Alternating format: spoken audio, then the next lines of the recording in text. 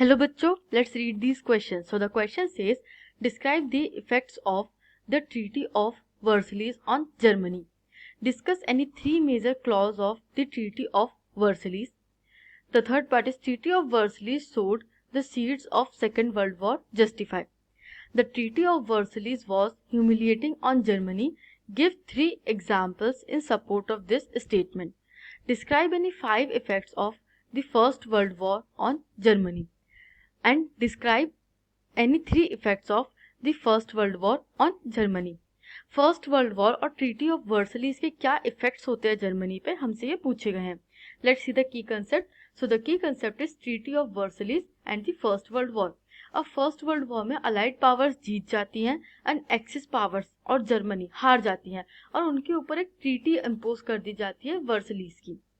Let's see our answer. Financially Germany suffered because the new Weimar Republic was made to pay compensation to the Allies for the war amounting to 6 billion euros.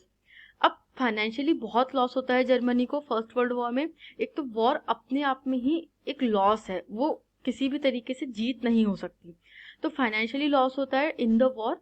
And then the new Weimar Republic जो setup होता है just after the world war one, उसको force किया जाता है कि आप compensation पे करो अलाइज को, विनिंग पार्टी को, of 6 billion euros. 6 billion euros मतलब एक बहुत हैफ्टी अमाउंट हम समझ सकते हैं कि एक बहुत लमसम अमाउंट उनसे पे करने के लिए कहा गया था.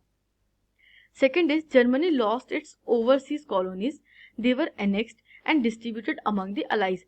अब जो अलाइड पावर्स थे उन्होंने जर्मनी की ओवरसीज कॉलोनीज को, Germany is also European nation और उसकी भी ओवरसीज कॉलोनीज थी mostly in Asia and Africa, तो उन सभी को एनेक्स कर लिया जाता है और अलाइज के बीच में बांट लिया जाता है. Third point is Germany was demilitarise to weaken its power. अब जर्मनी की पावर को खत्म करने के लिए उसकी मिलिट्री को खत्म कर दिया जाता है सबसे पहले, कि अब जर्मनी इस ट्रीटी के अंडर मिलिट्री नहीं रख सकती. Germany lost a tenth of its population, 13% of its territories, 75% of its iron and 26% of its coal to France, Denmark and Lithuania. ये जो तीन नेशंस है फ्रांस, डेनमार्क और लिथुनिया, इनको सबसे ज़्यादा चीज़ें जर्मनी खो देता है. सबसे ज़्यादा वो टेंथ ऑफ इट्स पॉपुलेशन, उसके लोग चले जाते हैं, टेरिटरीज चली जाती हैं, आयरन चला जाता है और कोल भी चला जाता है, जिससे कि वो अपना डेवलपमेंट करने में भी प्रॉब्लम फेस करने लगते हैं. Fifth point is Allied armies occupied the resources Rhineland for much of 1920s. अब जो अलाइड आर्मीज थी वो जर्मनी के ऊपर कैप्चर किए हुए थे काफ़ी सारे एरियाज में, और इसलिए वो रिसोर्स रिच एक जो एरिया था जर्मनी के पास जिसके भरोसे वो डेवलपमेंट कर सकता था आफ्टर द वॉर, उसको भी कैप्चर कर लेती है मोस्ट ऑफ द 1920s के लिए. All these measures humiliated Germany to take revenge.